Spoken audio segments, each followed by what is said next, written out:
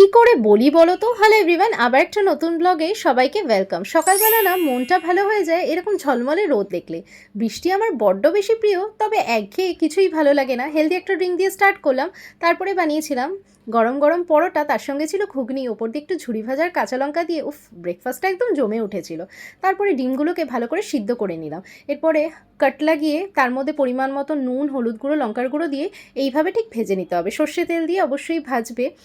বুঝতে পেরেছো কি কী রান্না করছি? তোমাদের কিন্তু এর আগেও বহুবার শেয়ার করেছি, বাট আজকেও করলাম বিকজ আমার তো ডেলি ব্লগ, ডেলি যেই রান্নাগুলো করি সেগুলোই শেয়ার করি। দেখো, সাদা সর্ষে, কাঁচা লঙ্কা, রসুন, টক দই আর তোমার নারকেল কোড়া দিয়ে এরকম একটা ক্রিমি টেক্সচার বানিয়ে নিতে হবে।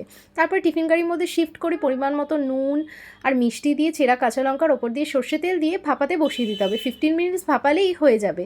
দারুণ লাগে কিন্তু, আমার তো ভীষণই ফেভারিট। তোমাদের কার কার ভালো লাগে? আর যারা এখনও ট্রাই করোনি, অবশ্যই বাড়িতে বানিয়ে খেয়েও, গরম ভাত দিয়ে অপূর্ব লাগে।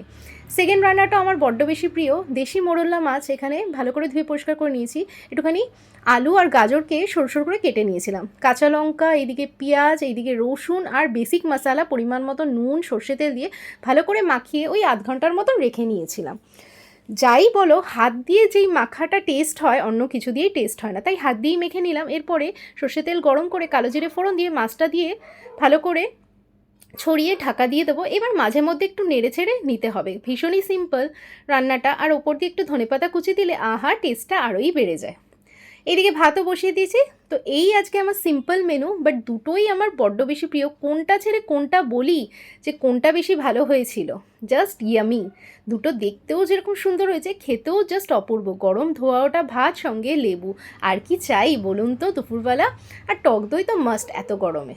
তো দুপুরবেলা খাবারটা তো জমে গেছিলো। আর এই ডিমটা কীরকম লাগছিল জানেন? মনে হচ্ছিল আমি ইলিশ মাছের ডিম খাচ্ছি, এত টেস্টি, মানে ঠিক ওরকমই লাগছিল খেতে। তো দুপুরবেলাটা তো অসাধারণ, মানে এনজয় করলাম। খাবারটা হচ্ছে শান্তির জিনিস, তাই আস্তে ধীরেই খেতে হয় আর একটু টেস্টি করে খেতে হয়। যাই হোক, আজকের ভিডিওটা কিন্তু এই পেয়ারা দিয়ে এন্ড করছি। ভালো লাগলে লাইক, শেয়ার, সাবস্ক্রাইব করে পাশে থাকবেন।